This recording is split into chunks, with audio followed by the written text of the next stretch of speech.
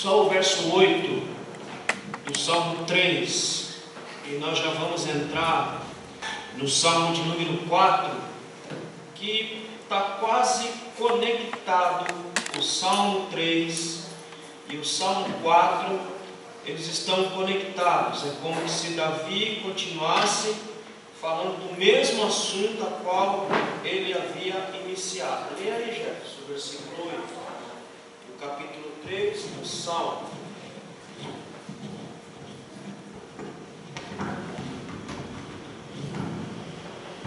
Salmo 8 e o verso de número 3. Salmo 3 e verso 8. A salvação vem do Senhor, sobre o teu povo seja a tua bênção.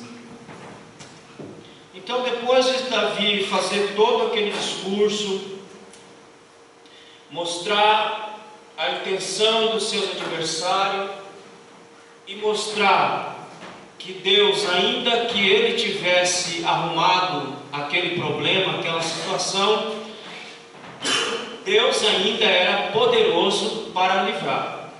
E aí no versículo 8, ele faz uma declaração da bondade do Senhor.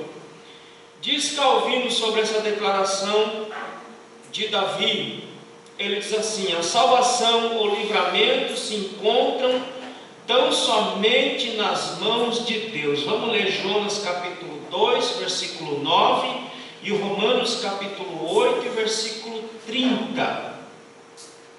E Davi termina o Salmo de número 3 dizendo que a salvação, ela vem só do Senhor.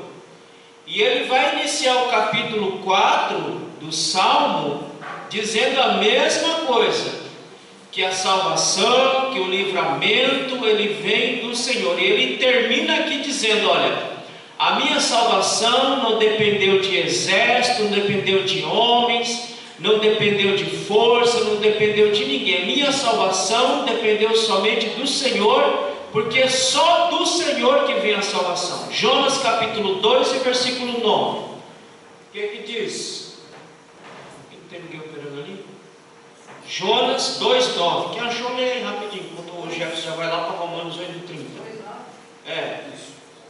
Jonas capítulo 2 e verso Romanos 8. Quem achou, Jonas? Leia. Jonas 2,9. Quem sabe se... Mas eu te oferecerei sacrifício com a voz do agradecimento. O que voltei pagarei. Do Senhor vem a salvação.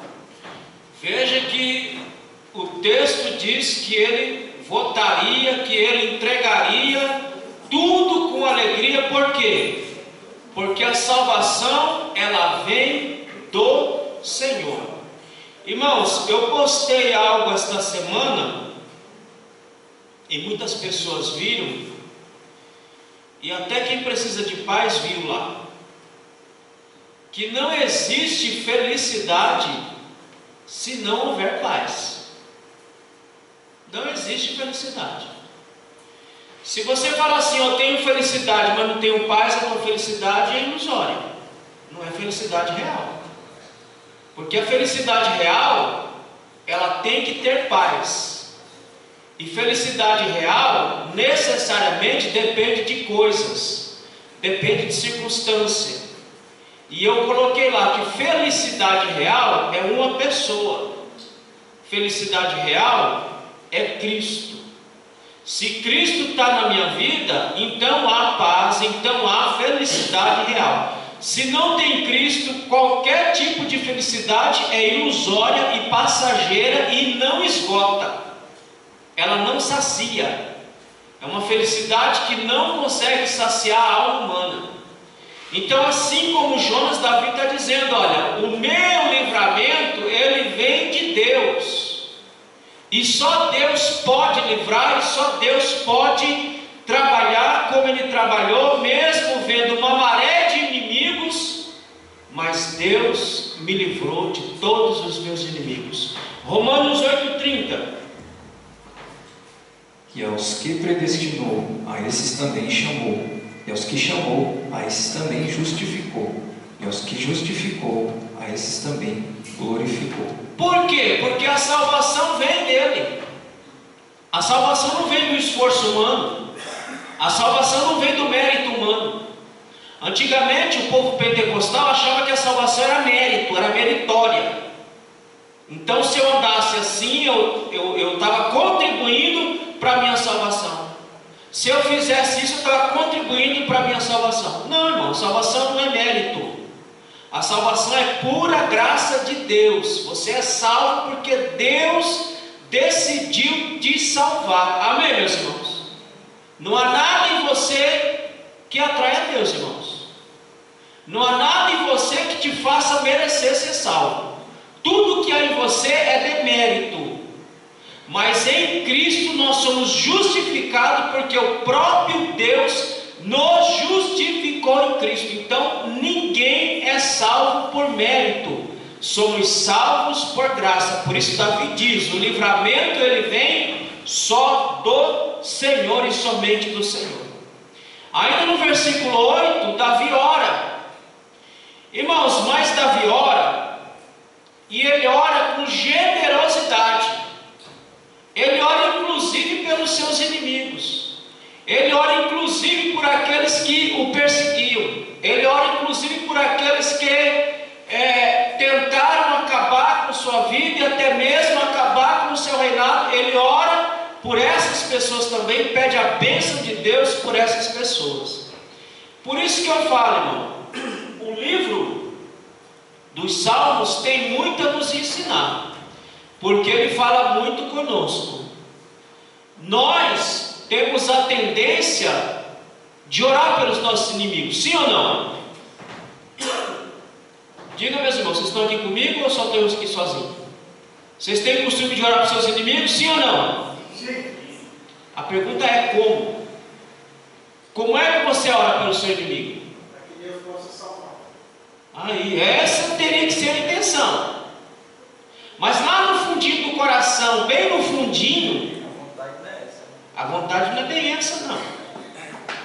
A vontade é assim: o senhor podia dar um castigozinho nele só para ele aprender a lição. Ficar esperto. O senhor podia dar só para ele ficar esperto. Não, Davi não ora assim. Davi ora com generosidade. Assim como o Senhor me abençoa, abençoa eles também. Assim como o Senhor é bondoso comigo, seja bondoso com eles também. O Cristo orou assim. O Cristo na cruz, ele orou com um espírito de vingança? Não. Não, pai, eles não sabem o que eles fazem. Veja bem, irmãos. Veja bem se... Irmão, vamos analisar, vamos ver se nós somos crentes de verdade. Ou se nós somos só fachada. Os caras prenderam Jesus. Fizeram um julgamento totalmente ilegal, porque jamais ele poderia ter sido julgado no Sinédrio na véspera da Páscoa, um julgamento totalmente ilegal.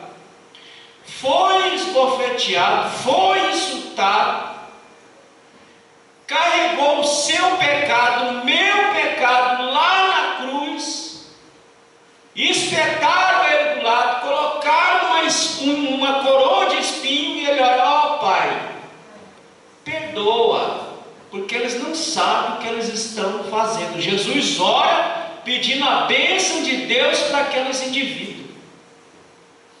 E nós, irmãos, será que nós somos tão crente assim, de orar pelos nossos adversários, pedir: Deus abençoe a vida dele, assim como o Senhor abençoou a minha vida? Porque foi exatamente isso que Davi fez. Ele orou com generosidade, pedindo a bênção de Deus para a vida dele, para a vida do povo também, em nome de Jesus. Leia aí Lucas capítulo 23 e versículo 34. Depois vamos ler Salmos capítulo 7, versículo 60 e Marcos 11, 25. Lucas capítulo 23 e versículo 34. O que diz aí? Lucas 23 e verso 34. Irmãos, veja que esse negócio a gente tem que estar bem convertido para fazer o que Davi fez, para fazer o que o Cristo fez, para fazer o que o Estevão fez, para fazer o que João Crisóstomo fez. Temos que ser bem crente mesmo. Lucas 23 e verso 34. E dizia Jesus: Pai, perdoa-lhes, porque não sabem o que fazem. E repartindo suas vestes, lançaram sortes. Assim, agora vai para Atos 7,60. Assim como Davi, Jesus ora pelos seus inimigos sem nenhum espírito de vingança, sem nenhum espírito de revanche. Ele ora a Deus e pede a bênção de Deus sobre a vida dos seus inimigos, sem vingança, sem revanche. Ele pede que Deus os abençoe, não amaldiçoe. O que diz aí Atos capítulo 7, verso 60? E, pondo-se de joelhos, clamou com grande voz: Senhor, não lhes impuste esse pecado. E tendo dito isso, adormeceu. Senhor, não coloque esse pecado nas costas deles. Eles estão me matando apedrejado. Eles também fizeram um julgamento comigo ilegal, provas mentirosas. Mas não impute esse pecado a eles, porque eles não sabem o que eles fazem. Irmãos, a Dona Misericórdia, ela anda meio sumida do nosso meio. Eu não sei por onde ela anda, mas ela anda meio sumida. E eu digo isso por experiência própria. Eu achei muitos lugares de misericórdia, irmão, todo esse processo que eu passei. Mas eu achei muita gente sem misericórdia, sem piedade nenhuma. Nenhuma. E aí você fica pensando, aonde está a misericórdia, meu Deus? Aonde está a misericórdia no meio do povo de Deus? A misericórdia não é conveniente. A misericórdia não procura razão e nem motivo. A misericórdia, ela simplesmente age.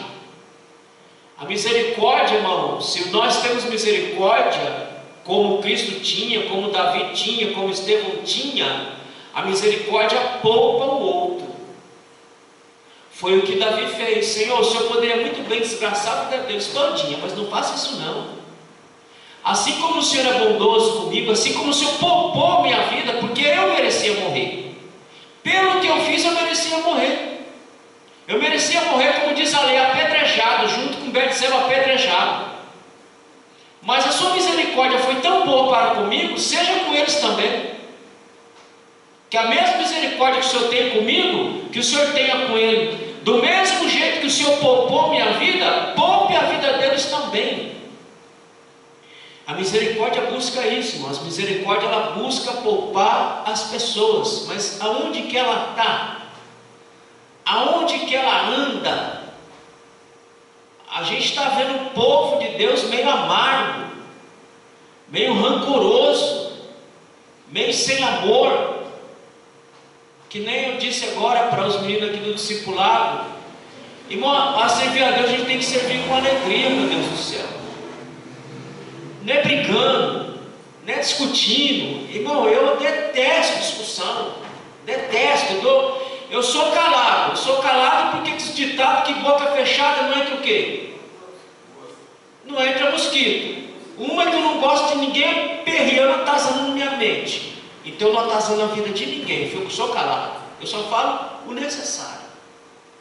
E olha, eu falo muito ainda, hein? Eu falo o necessário e ainda falo até demais, eu acho.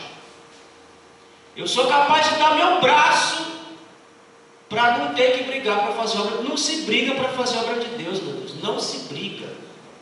A obra de Deus tem que ser feita com alegria, com amor.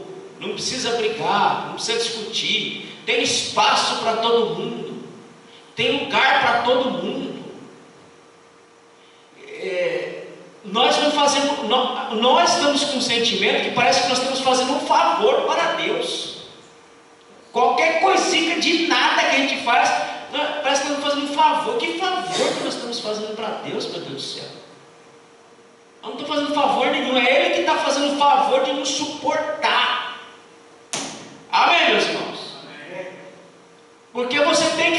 você tem que ser sincero com você mesmo. Tem dia que é difícil você mesmo se suportar. Sim ou não? Sim. Tem dia que você não quer a sua própria componente, tão insuportável que você é. Mas Deus tem que nos suportar até o fim. E a gente não quer suportar seu ninguém. É uma briga, não precisa disso não, irmão. É servir a Deus, é servir com alegria, com satisfação, fazer sem brigar, fazer sem discutir, sem aperrear a cabeça de ninguém, fazer com alegria, em nome de Jesus, como Davi fazia. Amém, meus irmãos? Amém. Então Davi termina o Salmo 3 agradecendo a Deus, dizendo: Senhor, obrigado, mas a mesma bondade que o Senhor tem comigo, tenha com eles também, não é só comigo não. Eu aprendi a não carregar dentro da minha alma espírito de vingança. Davi está dizendo isso: Senhor, o espírito de vingança não está na minha alma. E Davi sabia que ele não poderia ter o espírito de vingança dentro dele, irmão, porque, irmãos, é como Jesus disse: a quem muito é perdoado, ele sabe dar valor ao tamanho do perdão que foi lhe dado. Agora, quem pouco foi perdoado, não sabe dar valor. Agora, quem muito foi perdoado, da miséria de onde saiu, da vida onde saiu, ele sabe agradecer a Deus, ele sabe servir a Deus, porque ele sabe da onde que ele foi arrancado. E Davi sabia muito bem que ele tinha que agir dessa forma mesmo, porque Deus foi generoso com Davi extremamente. Se você perguntar para as pessoas, a lei dizia o seguinte: olha, se você pegar o indivíduo no ato do adultério, tem que morrer os dois, o homem e a mulher tem que morrer apedrejado. Mas aí alguém diz: mas ninguém viu Davi quando estava com Betseba lá na cama, no leito da safadeza. Como ninguém viu? Deus é ninguém? Deus é um João zero à esquerda? Deus estava vendo. Quer testemunha maior do que Deus? E mesmo Deus sendo testemunha da lambança que Davi estava fazendo ali, Deus foi misericordioso com ele por conta do seu arrependimento. Amém, meus irmãos? Então faça a obra de Deus com alegria, faça como Davi. Louve ao Senhor. Louve o Senhor, mesmo bem que você quer para você, queira para os seus inimigos também, em nome de Jesus. Amém? Então ele encerra o Salmo assim, e começa o Salmo 4 dessa forma. Pode ler, gente. Salmo 4, verso 1. Ouve-me quando eu clamo, ó Deus da minha justiça. Na angústia me deste largueza. Tem misericórdia de mim e ouve a minha oração. Vou continuar, até o verso 8. Filho dos homens, até quando converteis a minha glória em infâmia? Até quando amareis a vaidade e buscareis a mentira? Sabei, pois, que o Senhor separou para si aquele que lhe é querido. O Senhor ouvirá quando eu clamar a Ele. Perturbai-vos e não pequeis. Falai com o vosso coração sobre a vossa cama e calai-vos. Ofereceis sacrifício de justiça e confiai no Senhor. Muitos dizem: quem nos mostrará o bem? Senhor, exalta sobre nós a luz do teu rosto. Puseste alegria no meu coração, mais do que no tempo em que se multiplicaram o seu trigo e o seu vinho. Em paz também me deitarei e dormirei, porque só tu, Senhor, me fazes habitar em segurança. Veja que o Salmo 3 e o Salmo 4 estão conectados pelos assuntos. No Salmo 3, Davi nos diz que Deus é aquele que nos livra das nossas adversidades. No Salmo de número 4, Davi diz que Deus é aquele que nos socorre nas nossas angústias. E nós vamos aprender, se der tempo hoje, o que é angústia. Então o Salmo 3 está conectado com o Salmo 4, em que o Salmo 3 ele diz: Deus nos livra das nossas adversidades. No Salmo 4 ele diz que Deus nos socorre nas nossas angústias. Então os assuntos estão ligados. porque ele continua sendo afligido. E o contexto histórico aqui é o mesmo. A angústia de Davi, a amargura de espírito de Davi, ela estava sendo causada pelo seu próprio filho Absalão, que o queria o matar para tomar o seu lugar. Então o assunto continua do mesmo jeito. E ele vai mostrar aqui como que as pessoas o afligem. Por quê? Porque falta o quê? A misericórdia. Deus foi aquele que teve misericórdia de Davi, mas o povo não teve misericórdia de Davi. O povo, na verdade, queria uma revanche. Não está escrito na Bíblia. Eu estou pensando aqui. O povo, na verdade, queria uma revanche em relação a Davi, porque ele deveria ter morrido. Mas Deus o perdoou. Irmão, olha como é que o ser humano é um bicho estranho. Nós, seres humanos, somos uma coisa estranha que só Deus para nos entender mesmo. Você vê que o perdão de Deus incomodou o povo. Deus perdoou Davi, e o perdão que Deus deu a Davi incomodou o povo, porque Deus o perdoou. Em vez do povo se alegrar, em vez do povo glorificar, porque Deus usou de misericórdia para com Davi, não, o povo foi com raiva. Então Davi está sendo afligido aqui por isso, porque na verdade o povo queria morto como uma espécie de revanche, por Deus não ter o julgado ali, o matado ali. Então veja que quando Deus perdoa o ser humano, algumas pessoas vão se incomodar com o perdão de Deus na vida daquele ser humano. Você quer ver uma coisa?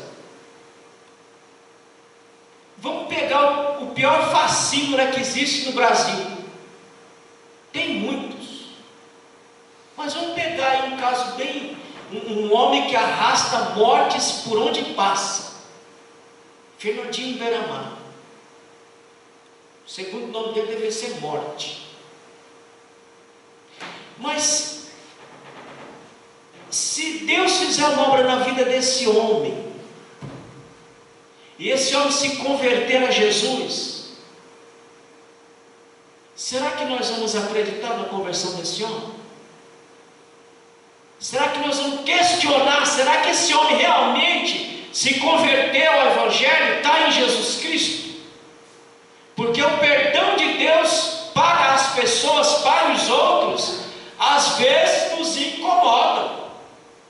E se elas começam a sobressair no reino, aí que nós ficamos mais incomodados ainda.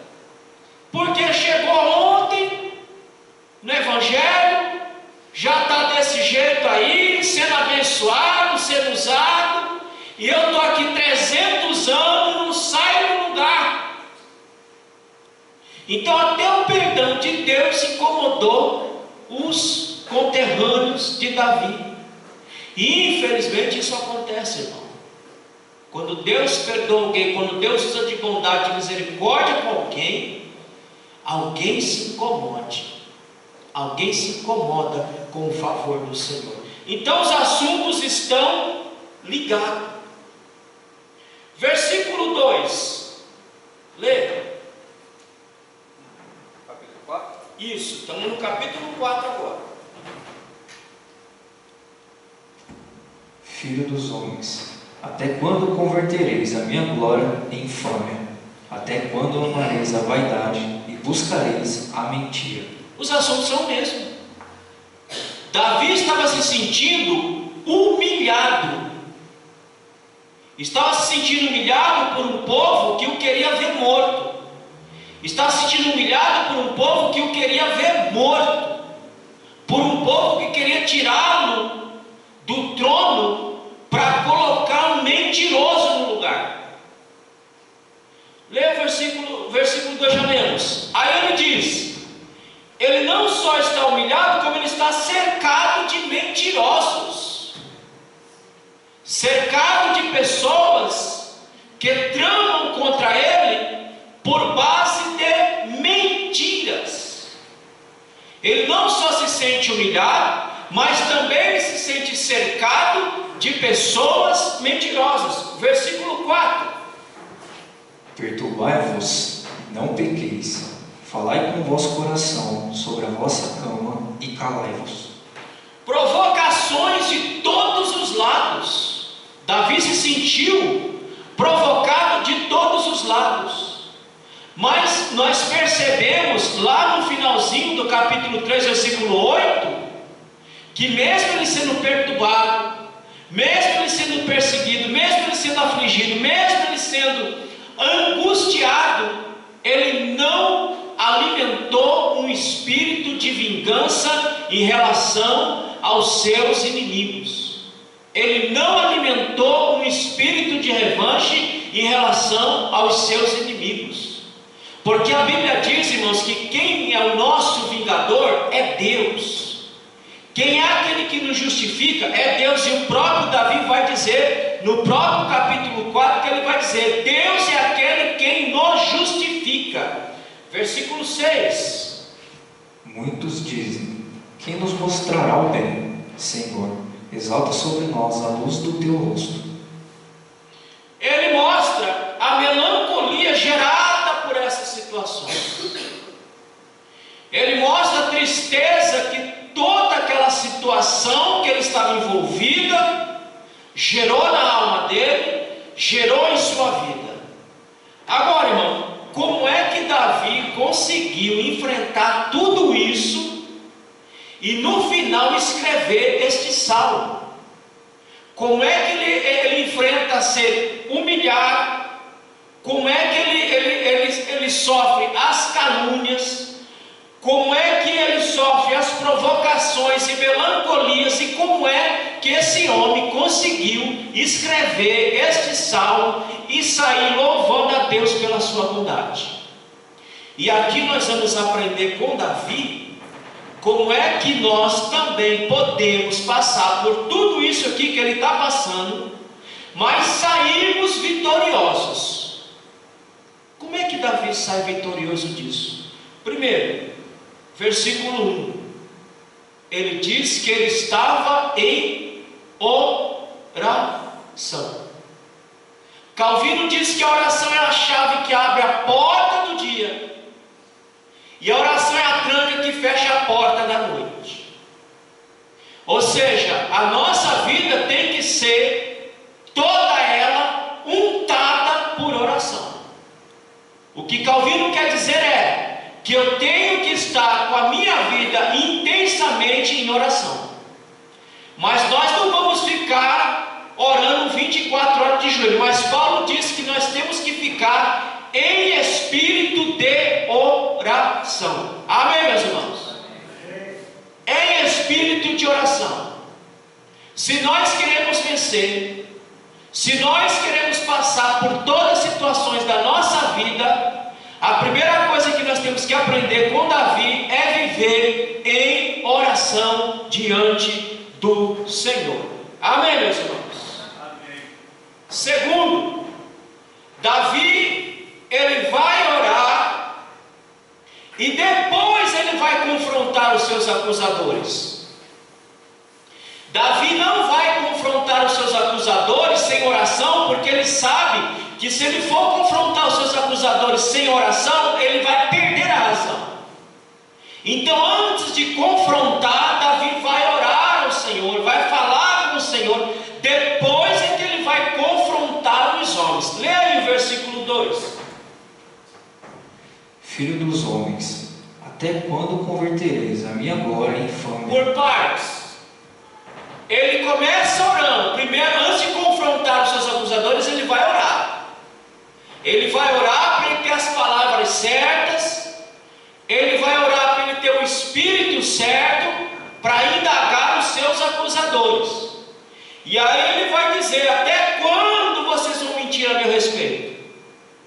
Até quando vocês vão falar mal ao meu respeito? Irmão, você confrontar as pessoas não é proibido, nunca foi proibido. Confrontar ou tirar satisfação, como os irmãos quiserem entender, não é proibido. Você só não pode ir com o espírito de Satanás junto. Porque se você for com o espírito do diabo, o que vai acontecer? Você vai resolver a situação? Não. Você vai deixar a situação pior do que ela já está. Você quer confrontar as pessoas? Primeiro você vai falar com o Pai. Primeiro você vai falar com Deus, para Deus colocar as palavras certas, para Deus te dar o espírito certo, o ânimo certo, para você conversar. Por que as pessoas discutem? Por que as pessoas brigam? Porque é encontro de diabo. Um está com o diabo aqui, outro está com o diabo aqui, dois diabos encontram, o que ele vai fazer? Vai fazer os cavalos brigarem para sair dali uma desavença maior do que já estava. Então alguém tem que ir orar. Davi não vai conversar com esses homens sem antes orar, sem antes buscar o Senhor, sem antes se acalmar. Nosso problema é que a gente quer conversar no calor da ira, no calor do nervoso. Davi vai orar porque ele estava tão aperreado, digo, vou orar primeiro, vou me acalmar meu espírito para depois eu confrontar esses camaradas. E aí quando ele sai da oração, aí ele tem as palavras certas, o espírito certo, a atitude certa para confrontar as pessoas. Aí ele diz, até quando vocês vão converter a minha honra? Até quando vocês vão estar com a minha dignidade? Até quando vocês vão mentir contra mim? Até quando? Continua a leitura. Até quando amareis a vaidade e buscarei a mentira? Nós vamos entender o que ele quer dizer aqui. Até quando amareis a vaidade e buscareis a mentira? Ele está dizendo, vocês estão perdendo o tempo de vocês, minha gente. Vaidade já é vazio, já é algo sem sentido. Vocês estão perdendo o tempo de vocês, por quê? É o que eu falei aqui para eles também aqui. Irmão, quando você se levanta contra um filho de Deus, você não está se levantando contra ele. Você está se levantando contra o dono dele. Amém, meus irmãos? Então é perder tempo. É viagem perdida. É derrota na certa. Porque você não está se levantando contra a pessoa. Você está se levantando contra o Deus daquela pessoa. E quem se levanta contra o Deus daquela pessoa só vai achar derrota no final. Então Davi diz, olha, vocês vão achar derrota, não é vitória, enquanto vocês estiverem com esse espírito vingativo, com esse espírito satânico que vocês estão demonstrando aí. Continua, verso 3. Sabei, pois, que o Senhor separou para si aquele que lhe é querido. O Senhor ouvirá quando eu clamar a Ele. Olha, não adianta, vocês querem debater com Deus, tudo bem. Mas Ele vai dizer, olha, o Senhor me escolheu. Ele já está querendo mostrar, ó, é besteira. Você quer continuar? Continue. Mas o Senhor me escolheu. E Ele não só me escolheu, como Ele me ouve. Mas se vocês querem continuar debatendo, se vocês querem continuar fazendo oposição, se vocês quiserem continuar me perseguindo, o problema é todo de vocês. Ele está mostrando, vocês estão indo contra o Senhor, porque o Senhor me escolheu. E não somente Ele me escolheu, como Ele ouve as minhas orações. Versículo 4. Perturbai-vos e não pequeis. Falai com o vosso coração sobre a vossa cama e calai-vos. Digo, olha, vocês vão se perturbar, vocês vão se dar mal, se vocês continuarem nesse intento, nesse propósito de querer se levantar contra aquele que Deus escolheu. Irmão, tem horas que as pessoas nos obrigam a falar as coisas, tem hora que a gente não quer falar as coisas. Mas tem hora que as pessoas obrigam a gente a falar as coisas. Aqui a perseguição com Davi era tanta que ele foi obrigado a falar dessa forma. É como se ele quisesse, alguns podem entender, mas ele está com soberba. Não, ele não está com soberba, é que ele tem que lembrar. Digo, olha, eu fui escolhido por Deus, não fui escolhido por um povo. Não foi o povo que me escolheu, foi Deus que me escolheu. Então é melhor vocês pararem com isso, porque quem me escolheu é maior do que eu. E se ele é maior do que eu, a derrota para vocês vai ser grande. Ele está dando até um conselho para aqueles indivíduos, mas os caras não queriam ouvir de jeito nenhum.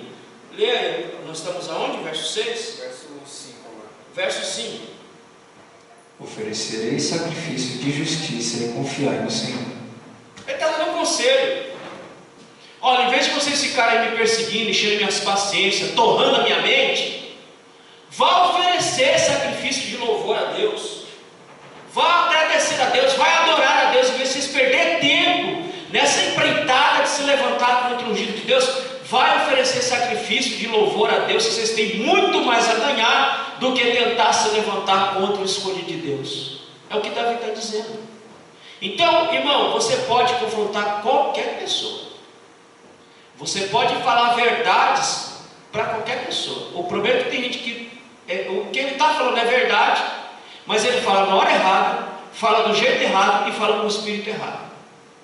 Aí aquela verdade dele, irmão, perde toda a força, porque está falando a verdade na hora errada, do jeito errado, com o espírito errado. Então, antes de falar qualquer coisa com qualquer pessoa, aprenda a orar primeiro.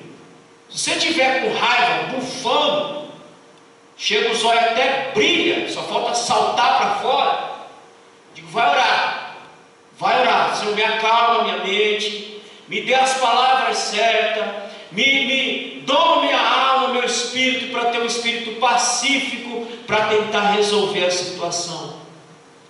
Irmãos, se nós fizermos isso, nós conseguimos confrontar qualquer pessoa na direção de Deus. O problema é que a gente vê as pessoas querendo confrontar uma a outra com aquele espírito de eu vou mostrar para ela para ver quem é que eu sou, com quem que está mexendo. Não está mexendo com o Zé ninguém, está mexendo comigo. Não é esse espírito que a gente tem que conversar com ninguém. Não é esse espírito que a gente tem que confrontar ninguém. É com o espírito pacífico, é com o espírito calmo. Me ocorreu uma situação nesses dias que eu mesmo tive que acalmar o meu espírito para poder conversar com a pessoa, porque se eu conversasse com ela no calor da ira, não ia dar boa coisa. Então foi 15 dias para eu conversar com essa pessoa, e aí sim a gente conseguiu conversar. Acordo não chegou em lugar nenhum, porque ser humano é difícil mesmo, mas eu consegui conduzir a conversa de maneira calma e de maneira pacífica, sem deixar a situação pior do que ela já estava. Amém, meus irmãos? Então vai conversar com alguém, ora primeiro, faça que nem Davi. Davi, antes de falar com esses caras, ele foi orar primeiro, para depois falar com esses camaradas. Amém? Então faça isso e Deus vai lhe abençoar. A última parte, ele vai louvar ao Senhor. Lê aí verso 6. Muitos dizem: quem nos mostrará o bem? Senhor, exalta sobre nós a luz do teu rosto. Agora aqui ele começa a louvar. Quem nos mostrará o que é o bem? Senhor, mostra a tua graça, mostra a tua misericórdia, venha sobre nós e mostre o que é bondade, mostre para nós o que é o bem, mostre para nós o que é bom, mostre para nós o que é agradável. Versículo 7. Puseste alegria no meu coração, mais do que no tempo em que se multiplicaram o seu trigo e o seu vinho. Tudo figura de linguagem. Ele está dizendo: Senhor, a alegria que o Senhor colocou no meu coração é maior do que a provisão que o Senhor nos deu. O Senhor nos proveu de muita coisa. É a figura de linguagem que está usando aqui, de trigo e vinho. O Senhor nos deu muita coisa mesmo, proveu para nós assim abundantemente. Mas a alegria que eu tenho no meu coração sobrepuja toda essa provisão. Veja que ele está dizendo: olha, a alegria que eu tenho, ela é maior das provisões que o Senhor tem nos dado, dos trigos, dos vinhos, dos cereais. A alegria que o Senhor nos deu é maior do que isso daí. Agora, como é que esse cara fala de alegria vivendo em melancolia? Vivendo uma situação cruel como essa? Vivendo uma situação dura como essa? Como é que ele fala? Simples. Oração, irmão. Oração é a chave do negócio. Oração é o segredo do negócio. A oração para o século XXI nunca foi tão necessária, tão urgente para a igreja brasileira como agora. A oração, ela é fundamental manter na nossa comunhão e nosso relacionamento profundo com o Senhor, porque o mundo estará aí, irmão. O mundo estará aí com todas as suas facilidades, com todas as suas distrações, com todas as suas alegrias. O mundo está aí. E nós só vamos conseguir suportar esse assédio no mundo na base da oração, para que a nossa alma se encha de alegria diante do Senhor. O mundo não tem alegria, irmão. O mundo não tem alegria, não tem alegria. Que alegria tem no mundo? A gente vê, está público e notório. Daniel Alves. Que alegria aquele homem tem na vida. Ganhou, fez fortuna. Agora termina a carreira como estrupador. 4 anos preso, pedindo dinheiro emprestado para um, para outro, para poder pagar uma quantia lá para a mulher estrupada. Que alegria é essa? É a alegria momentânea da boate, do dinheiro. Mas em Cristo nós temos alegria verdadeira. Podemos ter nada, mas temos alegria verdadeira em Cristo. Mas isso só se consegue com oração. Por que as pessoas perdem o desejo das coisas do Senhor? Porque perdeu o caminho da oração. Você pega crentes que não têm desejo de absolutamente nada, de fazer nada. Sabe o que é nada? Nada, é nada. Por quê? Porque a vida de oração é igual à vontade dele. De nada, de fazer nada. Quanto menos a gente ora, menos a gente tem vontade das coisas do céu. A Bíblia é clara. A nossa alma milita contra o Espírito. A nossa alma quer o quê? Quer o pecado, quer a facilidade. O nosso Espírito quer o quê? Ele quer buscar a Deus, quer servir a Deus. Há uma luta, há uma guerra. E essa guerra só pode ser travada e vencida em oração. Amém, meus irmãos? Por isso ele fala: o meu coração está extremamente alegre, maior do que as provisões que o Senhor nos deu. Versículo 8: em paz também me deitarei e dormirei, porque só tu, Senhor, me fazes habitar em segurança. Em paz eu me deito, e em paz eu me levanto.